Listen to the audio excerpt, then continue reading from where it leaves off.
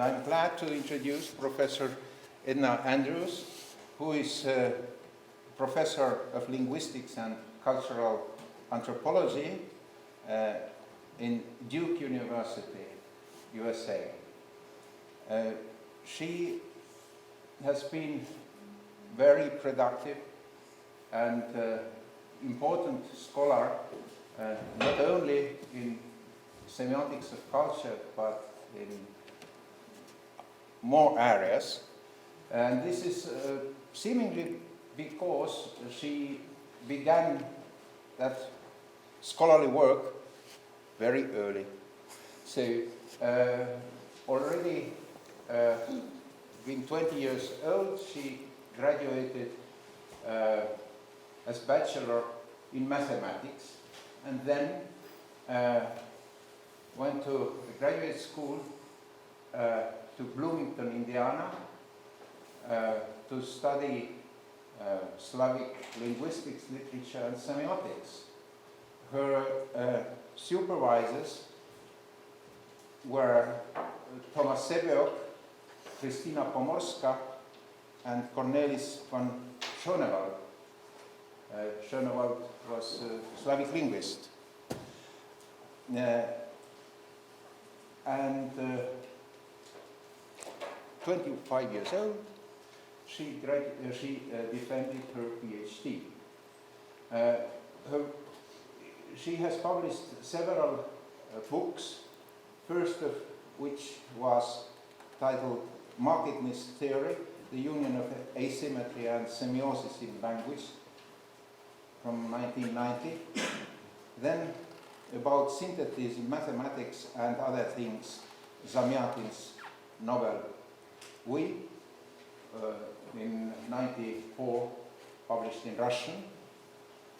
Then the Semantics of Suffixation, in 96, and then 2003, Conversations with Lotman, Cultural Semiotics in Language, Literature, and Cognition, which was the first book about Lotman written in the West.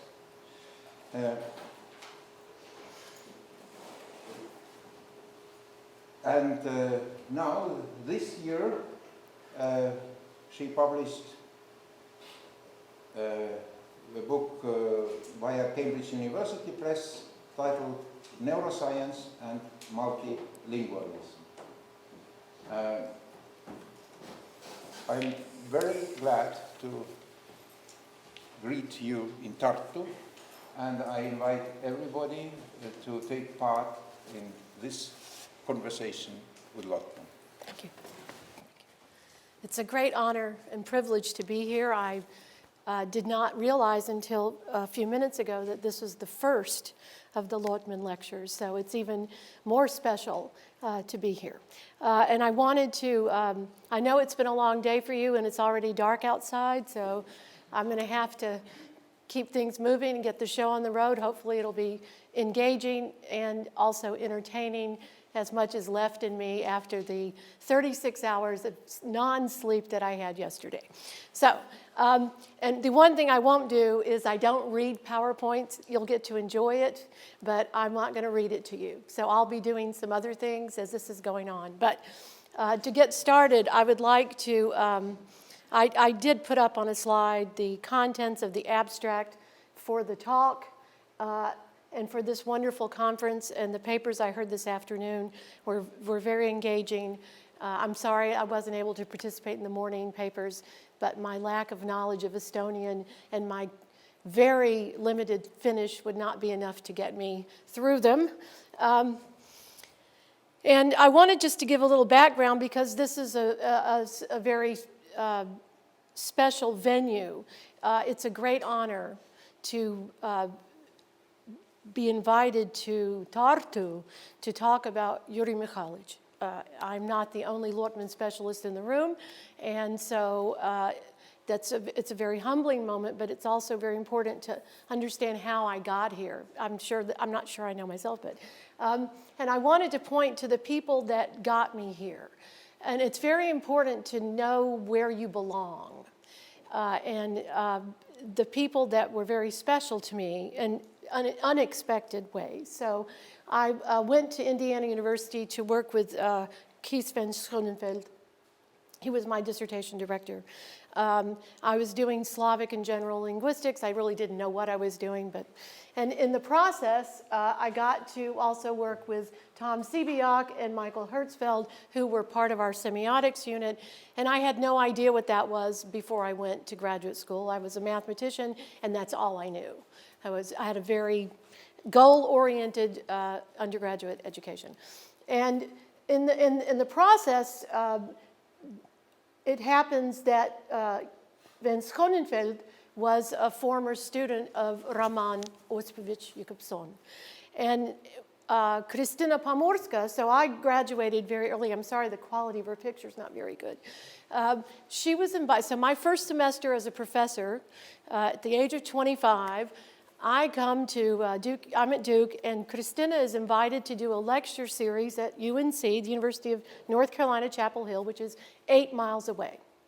And Case calls me and says, you have to go, and you have to say, tell her hello for me, and, I miss her. I was like, but she's going to be talking about Tolstoy, and I don't really want to go. But he goes, you must go. So I said, okay. So I went, and the thing I remember in retrospect now, I don't know why, but my hair was in pigtails. I go to this lecture, and afterwards I go up to her and say, hi, I'm one of Kees van Schonenveld's former graduate students, and she looked at me and she said, how old are you? And I said, well, I'm a faculty member at Duke. She goes, no, you're not. I'm like, no, yes, I actually am. So then we started talking, and it turned out that she basically adopted me. Jakobson had passed away 2 years earlier, so I never met him. But she decided that I would have been, she said to me, you're the child we never had. So she put a lot of energy into me, and she was very good to me. And so all of these people that you see here, but particularly these three, put enormous efforts into my upbringing. And Kristina played a major role because, first of all, just so you know, she was the first woman to ever be a full professor at MIT, which is remarkable. And she was a remarkable scholar in her own right, independent of Jakobson. But she actually came to me with a very important message, which was, one, don't let the world forget the Jakobsonian tradition, because she feared that it would. She died early of leukemia, so she passed away in 1988. And she asked me, please don't let people forget. It's very important that you keep the message going. And the other was about Lotman. She said, there's this wonderful scholar in Tartu, and please do whatever you can to help get his works published in the United States or in Europe. And I said, okay. Okay. And that's sort of where I started on I had read, of course, Lotman as a graduate student, but I didn't really have the full-blown experience until 1992 when one of my colleagues in St. Petersburg, I have an honorary doctorate from St. Petersburg State University, gave me this little red book, Kultura i Vzryv, Culture and Explosion. And she gave it to me as a present. She goes, it's great, you'll love it. And that was a life-changing experience because it was such a brilliant set of essays that it changed my entire future, I believe. And so I'm very happy to be able to be a part of this tradition. And what I'd like to do today is I'm not going to rehash for you the book I wrote about Lotman, or the papers, or the introduction to finally the translation of Culture and Explosion, which came out in 2012, correct? And Peter and I both wrote introductions to that, which was also a tremendous honor to be able to do. But I just wanted to mention some of my favorite Lotman works, just so you know. Obviously, Kultura i Vzryv. Then the Universe of the Mind, which I ran into early in Anne Schuchman's version, but also the Russian version we have now. The third piece is not something that you would maybe expect to see in my list, but Lotman's work on Gogol is simply the most brilliant work in the Russian literary tradition on that writer. It simply is there are no competitors. Then the fourth one is something a little closer to what I've written on and continue to work on is Bulgakov. And Lotman's very small piece, and it's also called, it's from a section called Zametki о художественном пространстве. This article is one of the most powerful pieces that actually captures the essence of all of Bulgakov's work, not just the Master and Margarita, although that's what the article was about, but he actually reaches out and puts him back into a much deeper tradition and also his entire work. It's brilliant. The lecture series that was televised, now I don't know how many of you have seen it. I know that Mikhail Yurievich has promised me that I can get copies because I actually saw them in Russia. I spend at least 3 months a year in St. Petersburg, and I happened to be there while they were on the educational channel. So I got to enjoy them once, and I have the text of them, but I'd love to have the video again. Wonderful, wonderful lectures. And of course, the entire semiosphere volume is just remarkable. So there's so many things to enjoy. And I also thought it would be appropriate, and we'll go through this quickly, and I know that some of you don't know Russian at all. It would be impossible for me to stand before you and talk about Lotman's work and give you a translation simply because we all know that translations change meanings, and I don't want to be responsible. So this quote is from one of the articles that I love deeply, Text in a Text, which is simply fabulous. The next one is there are a couple of passages. Here again, these are just my favorites from Culture and Explosion. And then this is also from Culture and Explosion. These are moments that helped change who I was as a scholar. And as a cognitive neuroscientist, these are still deeply important to me. And the last one is about cultural intellect and collective intellect and collective memory, which is extremely relevant to the topic of cognitive neuroscience. And I will give you a sort of punchline at the end of why, how Lotman is maybe more important to the cognitive sciences than any of the individual contributions that are so important. But it's the overall methodology that he presents, and he raises certain questions that actually will allow, if embraced, will allow cognitive neuroscience to move forward in a much more robust theoretical fashion and not just be a lot of random imaging studies or lesion deficit pathology studies. So one of the things that the Lotman semiotic tradition brings us, and this, of course, follows from Jakobson as well, is that we have to come back and say, well, how do we want to define human language? And so this is a showstopper. When we interviewed people for a job in linguistics a few years ago, we decided to ask the candidates on Skype or in person, so how would you define language to your students? And most of them were flabbergasted. Because these big terms, we don't define them, we just intuit them, we live them, we know they're so complicated we can't. But at some point you have to articulate some of the major things because that's what's getting lost in the multidisciplinary research that's going on that involves language. Language is a throwaway. Oh, everybody speaks a language. You know, humans do language. It's no big deal.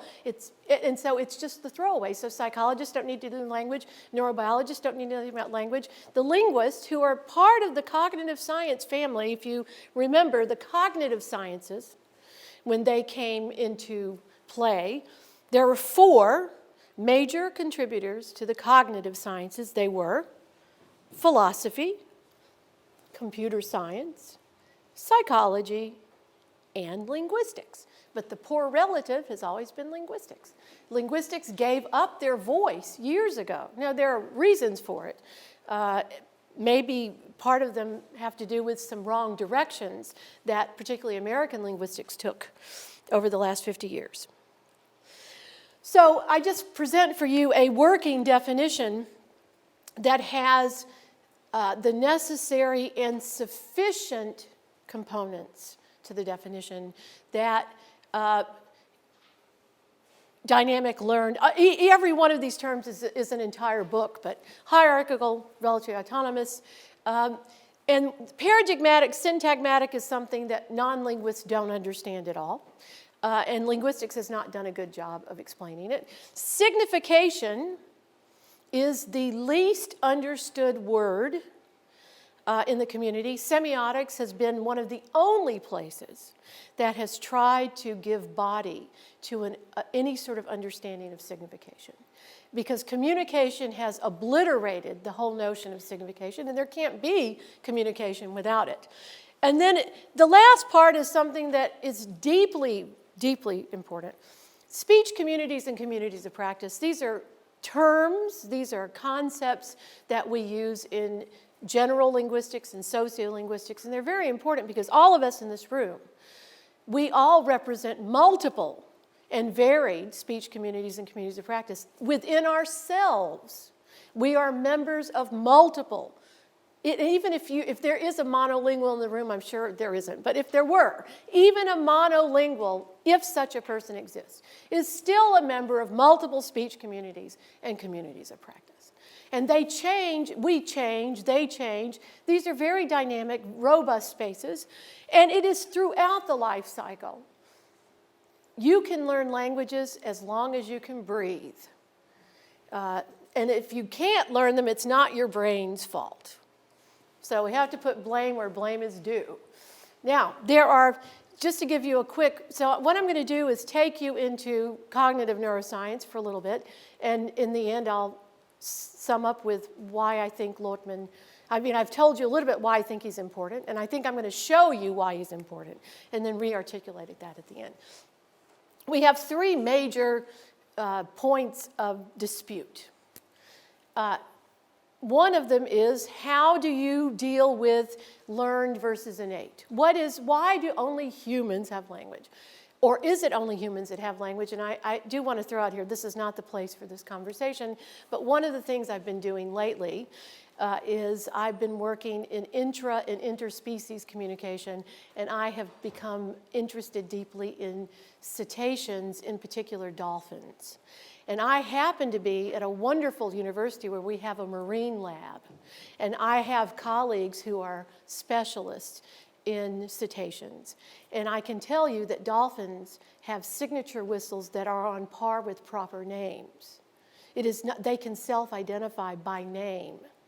And just a couple of months ago, I actually had the opportunity to spend a little time with a couple of dolphins at a research institute. And they had learned sign language, and I asked the dolphin her signature whistle, and she gave it to me. But what was really interesting is that the very young dolphin next to her, who doesn't know the signs yet, when she gave me her signature whistle, he gave me his. These are absolutely fascinating animals. So what we come down on is the argument. I think most people are now getting the message that language is learned, but there's still those people hanging out. You know, Steven Pinker wrote the book, The Language Instinct, and it's a very problematic book because of the assumptions about what it is that we come to the table with. But we're born into culture. There's no language in the one. There's no language in the one. Any children raised in the wild, you know, the feral kids, they don't have language as we know it. The kids raised by wolves, those stories always amaze me because I can't figure out why the wolves didn't kill them. But the fact that they actually not only, they took care of them, they fed them.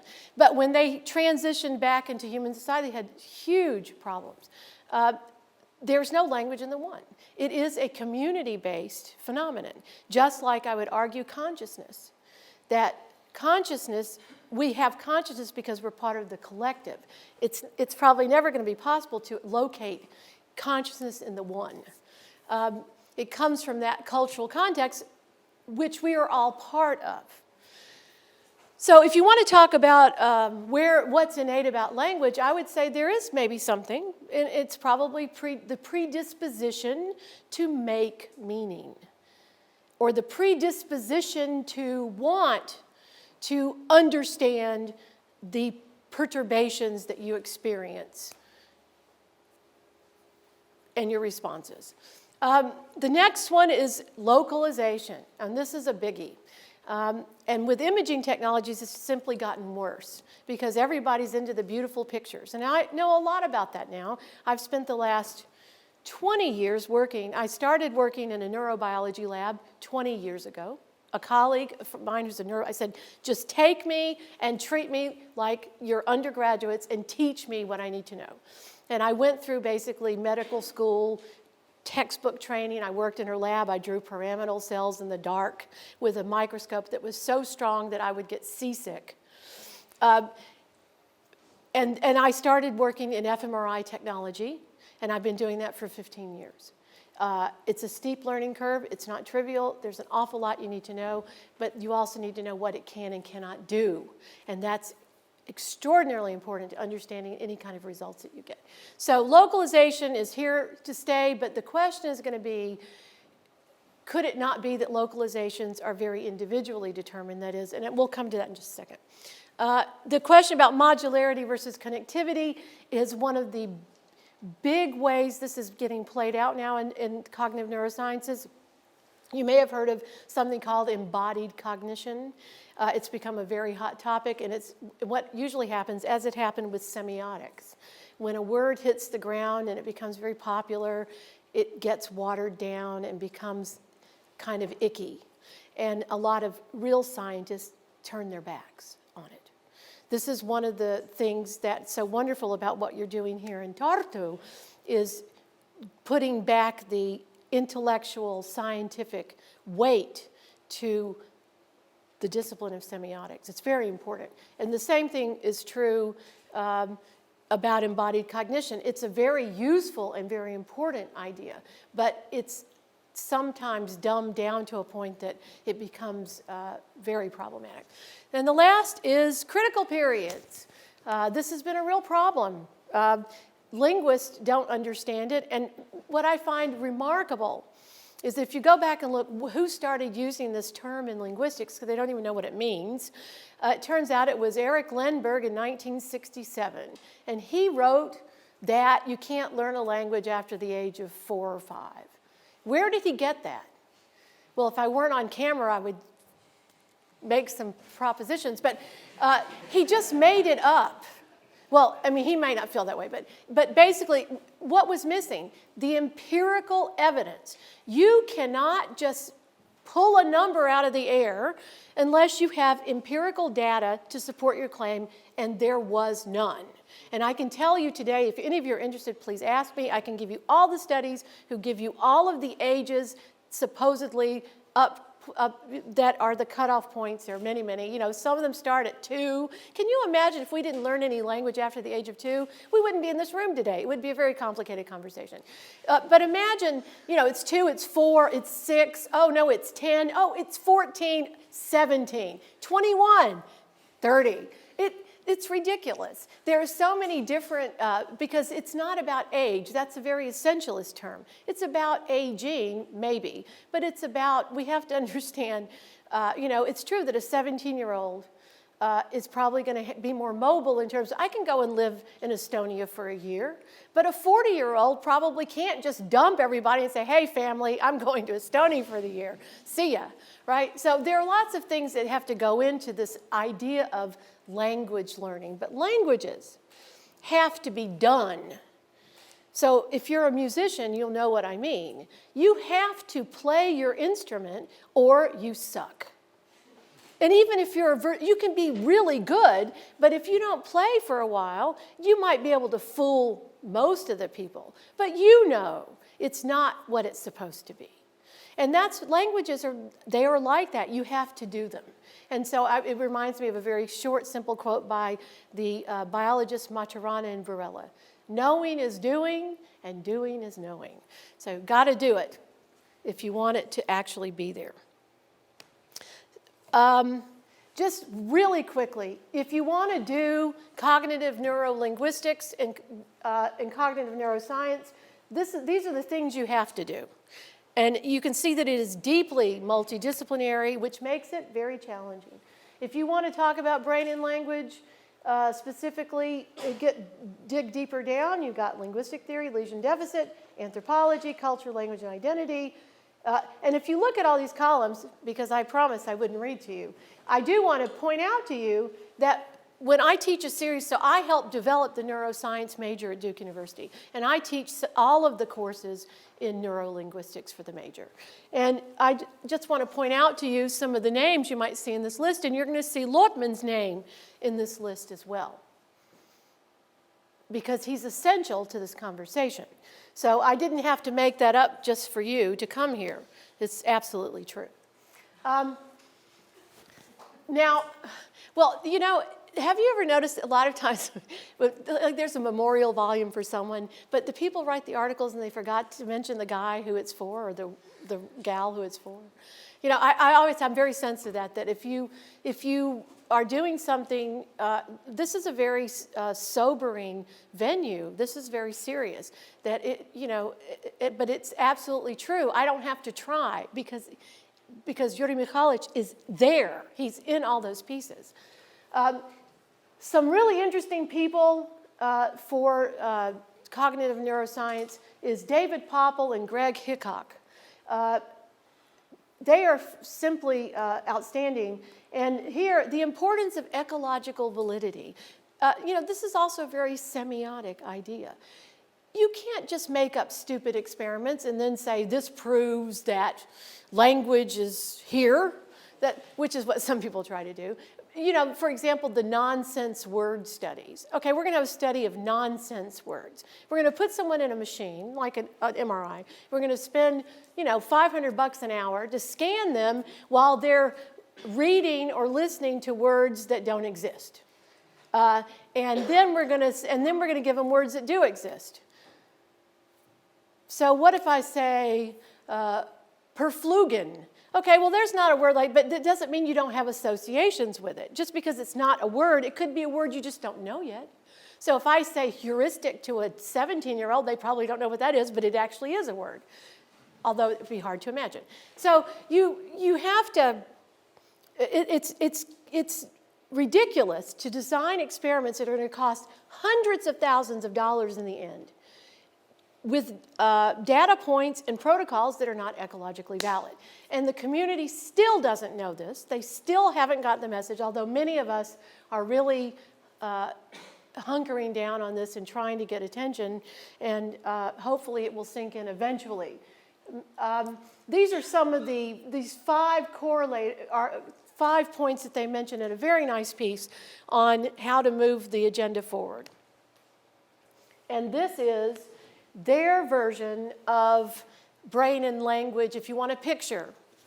The old 19th century model, and I don't even want to mention their names, but it's called the Broca-Wernicke, is so underspecified linguistically, anatomically, and does not account for aphasias. It simply should not be being learned today. Unfortunately, in every first-year psychology book, that's the only model that is given. And can you imagine what discipline would allow a 19th century model to be the model for their 21st century discipline? It's simply, but that's because language is the throwaway. I think this is part of it just doesn't really matter. I guess it wanted to stay up a little longer. No, there we go. So I want to show you something that might change your life. What else has happened to me? And this is the joy of being a scholar. I work at one of the best medical schools in the United States. They're right at my office, and they're like 5 minutes away from me. And I got to be friends with a group of neurosurgeons and neurophysiologists. One of them was a former Duke undergrad, so I came when I was 25, and he came like 2 years later. He was an undergrad, and I was a young professor. I didn't even know him then, but he used to hang out with one of my students. And she said, hey, you should call Jerry. He's really nice. So Jerry let me go to surgeries with him. He's a pediatric neurosurgeon, but he also does adults. And so I got to be a part of, but Jerry's professor, who taught him neurosurgery, is the most famous neurosurgeon in the world, Dr. George Ojman. And he developed over 45 years a method called cortical stimulation mapping, and he's been mapping motor speech areas in the brain since the 1960s. But he was the student of Penfield who gave us as you know, the motor sensory homunculus. You know, your body's mapped in your brain. You all seen that picture? It's pretty cool. Yeah. So there's a whole tradition. So this is now a published article with, it's Ojman is one of the authors, but Karina is another one of those, that group of his former residents. They took 110 patients, and they showed where they were getting errors, so that is, the idea is if you electrode, you may want to ask me this later, but basically, let me just explain. During surgery, the patient, so they've sawed open your skull, they've gently pulled back the dura, and they've implanted electrodes, and then they wake you up. Your head is in a vice, you can't move, you're woken up. And while you're lying on the operating table, you do this protocol that they've practiced with you many times. And they'll show you a picture, say an elephant. And you say, this is an elephant. And what they do is that at the minute the stimuli comes on, they turn on an electrode in a very specific place. We're measuring neuronal activity. And sometimes, if this is a motor speech area, if I turn on the electrode, and you can see here these darker spaces where you got huge number of errors across subjects. You go, this is or you go, or you say, this is an event. Something weird happens, and you write it down. Okay, and you do hundreds of these. Now, you have to take into account the patient is groggy. They just had their heads sawed open. But they've done, these are very simple things so that you know they know them.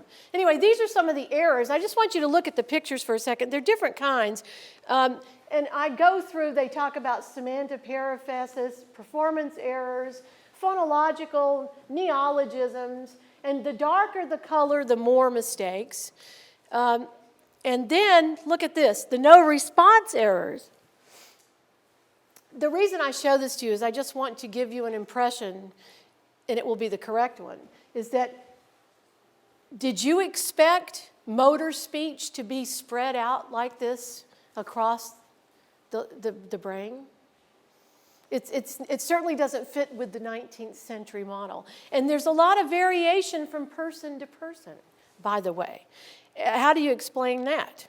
So the lesion deficit data has been very useful to us in trying to understand. But the real interesting part are the subcortical areas. It turns out that gray matter, while deeply important, white matter is also very important. So let me just explain. This is the sort of thing you can learn when you can have hands-on. So my friends in neurosurgery, they know that if they have a patient who has an epicenter for their epilepsy in a particular place, which also overlaps with motor speech areas, they're going to have to cut it out. In fact, one of them has a saying, go big or go home, because you don't want them coming back, right? You don't want to go through this ever again. Although they do have people that have repeat surgeries, and we have that data. Over time, over a 20-year period, they actually have a set of patients that have had multiple surgeries. This is totally unique patient data. But they know, so if I have to take this, I have to take it, because this is where your seizure is starting. But I also know this is a motor speech area for you. So the surgeon's got to take it. But guess what they noticed? So you don't want to, but you have to. Fascinating stuff. So I have to take it. But is the patient aphasic? Well, maybe not, because it just remaps. That as long as the subcortical white matter fiber tracts are intact and they were not severed, they just, okay, you took that, I'll just remap to another area. It's fabulous how plastic the brain really is. So this is a lot of detail that I'm happy to talk to you about later if you're interested. These are some pictures of those beautiful white matter fiber tracts that I told you about. This is diffusion tensor imaging, DTI. And it is a static, it's not dynamic, it's a static technology. And a lot of our French colleagues, it turns out, I don't know how this happened, but now I'm friends with a couple of French neurosurgeons who are coming to visit next year. And they've been at the forefront of this project of working with subcortical white matter fiber tracts. In fact, one of them let me use it on the cover of my book. Very nice. And this is really exciting, so you keep your eyes open for more coming from that area. Something else I thought that would make your day, you probably weren't expecting, is that Fabro is a very interesting Italian neurolinguist.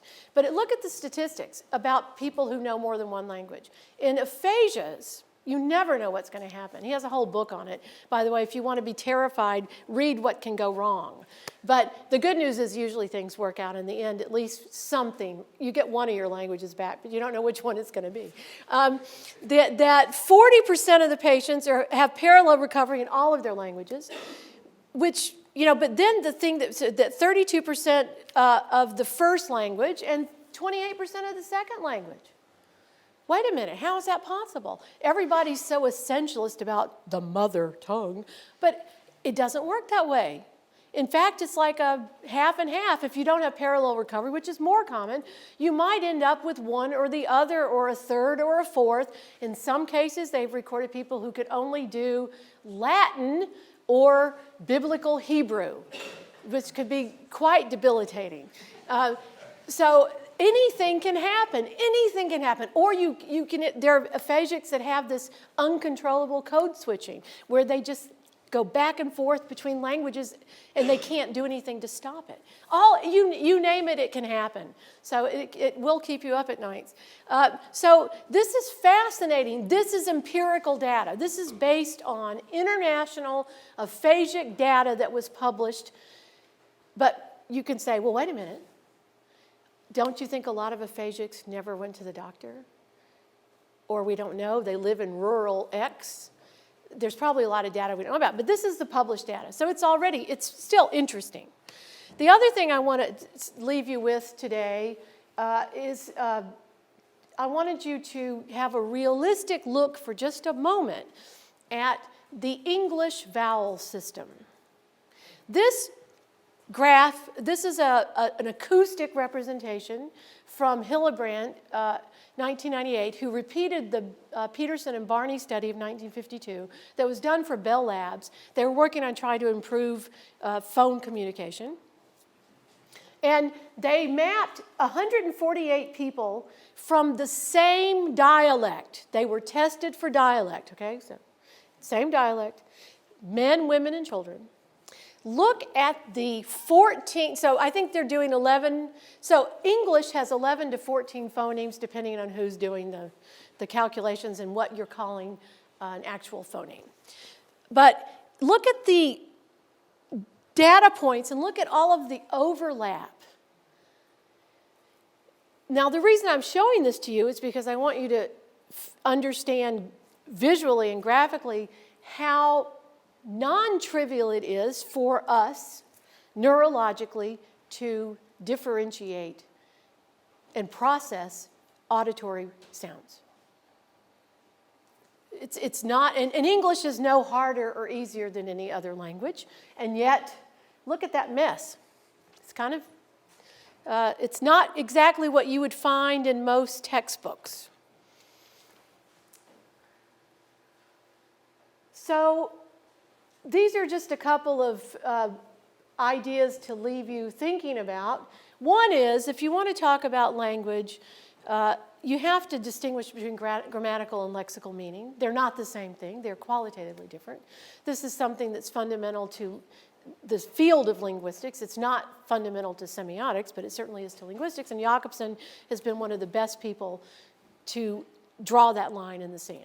The other thing that Jakobson did, and there are two other things. One of them is he wrote a brilliant little piece called Language and Culture. It's a short article, and I would certainly suggest all of you read it. But there's something he does in that article, and he has 2 points that he makes. And the first one is, any language can say anything. And this is where everybody needs to say amen, because one of the myths about languages, and it leads to bias and all sorts of denigration of others, is, oh, your language can't say this as well as my language. And that's just not true. Any language can say anything. So he builds the argument at the right point. And then he says, some languages make you say certain things. And that's very interesting. So if I speak a language with grammatical gender, I can't say, Mom, I'm not going to do it anymore. No, you can't. You have to. If you have languages that have cases, you can't just opt out. Or articles. No, I'm not going to do them. You can't. I'm not going to conjugate verbs ever again. Well, no one will understand you, but go for it. So there is a difference. And Jakobson's but he also points out, and I think you can read this yourselves, but it's true. A friend came over last night.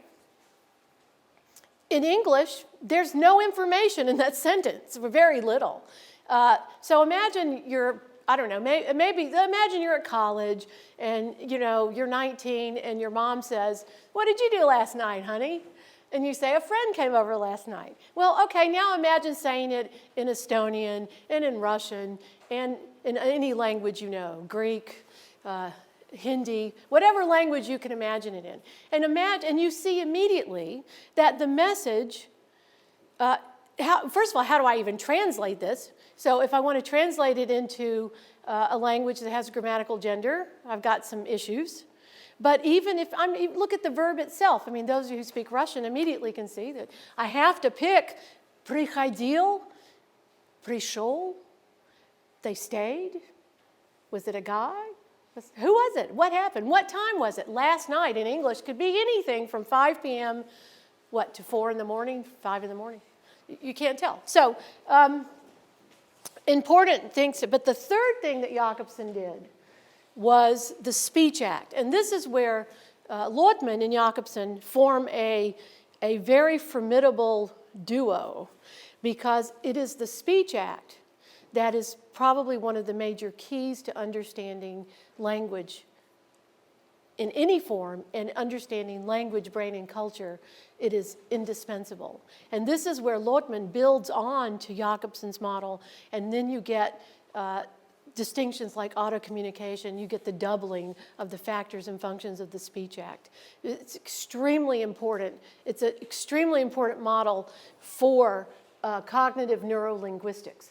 Here I just mentioned, as I told you, the word signification, nobody knows what it is. So one of the things I do is I have to try and teach it to people. And my students know it. My graduate students know it. My undergraduates know it.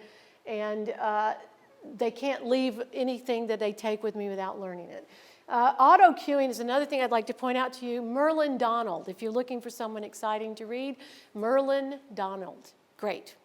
And auto-cueing is something we can do that most species can't. We can actually decide we want to remember something, like, remember what happened an hour ago?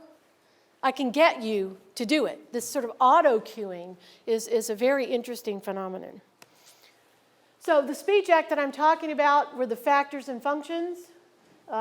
If you're not familiar with this model it's given in its entirety in the article Language and Poetics. Linguistics and Poetics was 1958. And this is just a very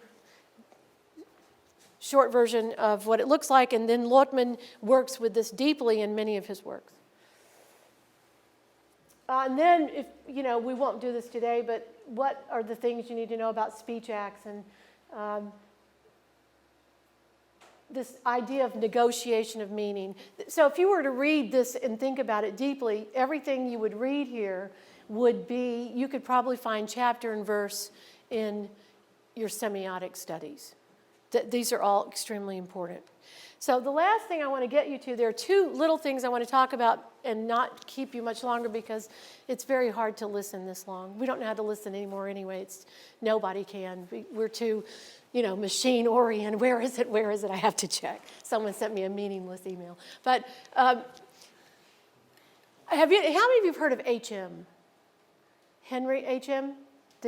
He's the famous hippocampal removal case. He's the inspiration for the movie Memento, although he had nothing to do with that.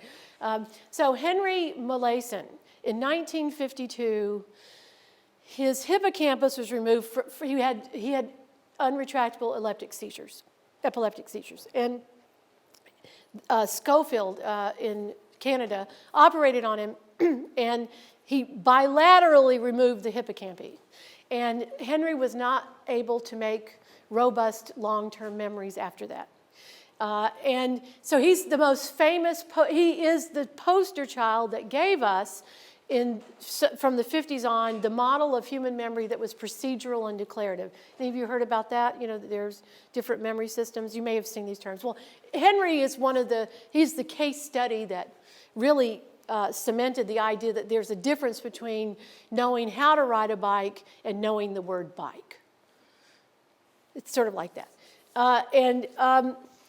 Henry lived a long, he passed away only, I think it was 5 years ago now, maybe a little longer. Time is flying by. But I had this, here again, who knew, I ended up being the only linguist to ever to work with him in situ. That is, I went to him in his nursing home. And Henry's father was a French speaker. Can you imagine that all those years no one ever asked if Henry knew French? We did. Of course we did. But it had never happened. No one had ever worked with him in situ, only in the labs at MIT. So we had a wonderful 2 days with Henry, and we learned an awful lot. But one of the things I just want to show you, this is a man who supposedly, since 1952, had made no new memories. Look at his language ability. Particularly, look at this one, type-token ratio. Do you know what that is? Basically, it's his vocabulary. He had a larger vocabulary than his peer group by age who had a higher education. And he didn't finish high school. And it turns out that Henry knows things that he couldn't know. So 52, right? Got it? Henry, who's John F. Kennedy? And at first he'd say, I don't know. John F. Kennedy, you just ask him again, give him a couple of times, and he goes, he was president and he was slain. How would you know that? Did that happen in 1952? No. What about it got better? What's the Challenger? And he'd say, oh, it was, he said, it's a car. And my student colleague said, no, it's not. And it was like, the Dodge Challenger. Yes, it is. There is a car. He also said, and then he said it was a ship. Do you guys know about the Challenger disaster? The spacecraft that blew up. And he said it was a ship that sank. And then a few minutes later, he said, there was a female astronaut. Now, you understand that shows that actually some new memory was being made. It wasn't, he had a lot of retrieval problems, and we're not saying that he didn't have amnesia, but some things got in. How did they get in? And he loved crossword puzzles. He loved crossword puzzles, and he did them his whole life. And look at this. My goodness. This is simply amazing. Try to imagine that you weren't making any new memories for 50 years. What does that mean about your language? It's a fascinating, because the whole argument is that he couldn't make declarative memory, and he apparently did make some. So that's kind of wild. And the Jacobsonian speech act model is one of the ways we evaluated Henry. So the last thing I want to show you is I fulfilled a dream of mine, which was to do an ecologically valid, longitudinal fMRI study of language acquisition. And I was blessed enough to get money from the university that allowed me to take 7 students in 2011 who had zero, they knew English and probably at least one other language, and they did not know Russian. The university allowed me to take them to Russia for 3 months, 1 month in the first semester and 2 months in the summer, and they paid for all of it. And they were doing intensive Russian starting at the end of August. And then we went and spent a month at St. Petersburg University in October, November. And then they went again for May, June, and they were continually studying Russian under a very strict protocol. We tested them. We did common European framework testing, proficiency testing. You've probably heard of that. And we also did scans. So I would scan them and give them proficiency tests, not at the same exact moment, but within the same week or so. It turns out that these wonderful students went from 0 to B1, and I'm talking about high B1, passing many of the exams in B2 by June. So it was less than a calendar year. And we have, this is the only fMRI study ever published that shows activation data accompanied by statistical data based on proficiency testing, which is one of the pet peeves of many of the linguists. So this is all about that. And just show you some pretty pictures. So one of the things you do in fMRI analysis, you pick regions of interest, which we did, and we did them bilaterally, by the way, because language is bilateral. You can trust me on that. It's absolutely true. And we use this parceling, which is the parcel that's used by my friends in neurosurgery for their cortical stimulation mappings, is what we like to use. And here all the scans. You can see when they were done. This has all the details of the stimuli procedure, imaging parameters, equipment, exactly what happened in the scanner, and then you get the beautiful pictures. Now, I just want you know that these pictures are formed from statistical data, and it's an art form. Do not think that these happen by themselves. They do not. It takes a long time, and you have to know exactly what you're doing. So this is just to give you an example. These are some sagittals of subject 1, Russian rest, versus the second visit for Russian rest and the third visit. And we can give you actual statistics on any activations. Now, these are correlates of correlates, and if you want to know about fMRI, I'm happy to answer your questions. Another example of axial data, so English, where you don't see much of any change, and then the Russian, and there's some actual, and you'll also notice that there's activations that are not maybe where you would expect, but you do see they are bilateral. And by the way, radiologists always flip, so left is right and right is left. The other thing I just want to show you, if I took one of you and scanned you 5 times today, I would get very different pictures. It's not, activations are not what they seem. It's a much more complex picture. And if you really want to be able to understand what you're doing, you need to do a multivariate analysis of covariance. And that means you need to be friends with a bunch of really nice statisticians.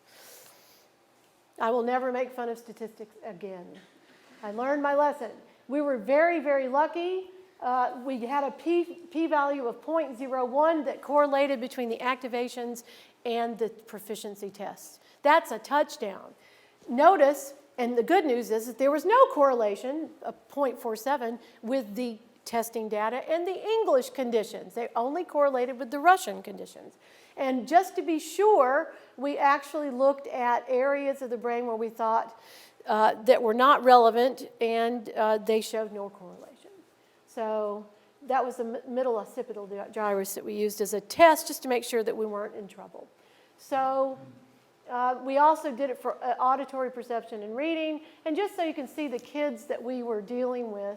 So some of them had very high proficiency in French, but he was a Canadian, French-Canadian. Some had good German, but most of them were not higher than B1 in another language anyway.